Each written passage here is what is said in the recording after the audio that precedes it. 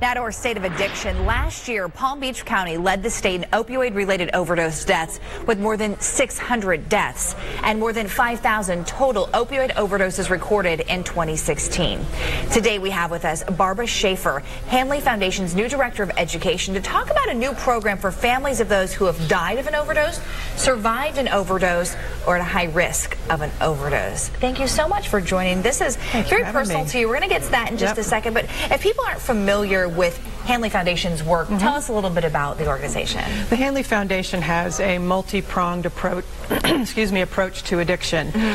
First, they try to stop addiction before it even starts, which they spent $2.1 million last year in education and prevention throughout the state. They also, and that also serviced over 35,000 people throughout the state. So that's one way that the Hanley Foundation gets into the community. They also work with the medical community through programs like our Symposia series, which offers first responders information and ways to spot signs of overdose and hopefully save a life. And also working with loved ones, and that's a big part of this new program, and it's called COPE. It's actually spelled C4OPE, right? Right. Explain that. It's an acronym, Connect for Overdose Prevention and Education. Okay, but it's called Program HOPE, and what does it do?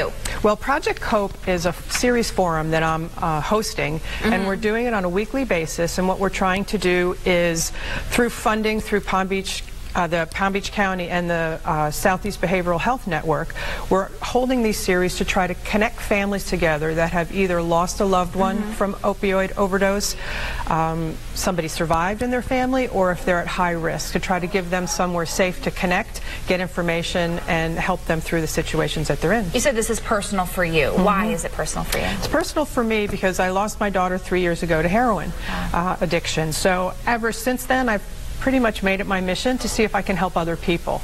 Done a variety of speaking engagements, and what this does is also gives the people in the forum, the other families that I reach out to, they realize I understand exactly what they're going through because I've gone through the same thing. And it's a tough place to be in. There are stigmas attached to it, and a lot of people don't want to talk about it, but my belief is the more you talk about it, the better the chances are of making any kind of change. If someone out there is watching right now saying, you know, I don't have the problem, it's not my fault that, you know, my sister, my brother, my daughter, my son has this problem, this isn't for me, as a mother who's been in this, what would you tell them?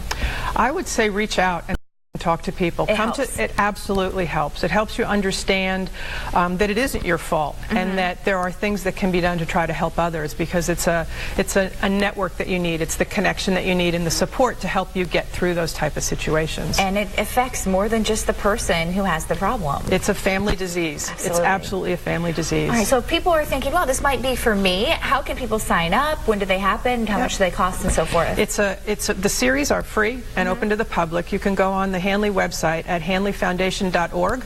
Under our events section, there's Project COPE, and you can RSVP online and get information about it. It's held in 4 different parts of the county. Oh, perfect. So we have one in Juneau, one in West Palm, one in Belglade, and a meeting in Delray as well. So it's local to you wherever you live.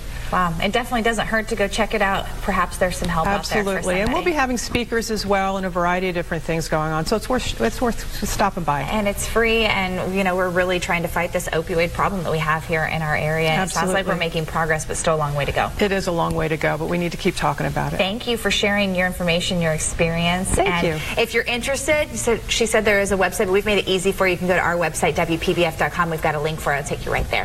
Farron?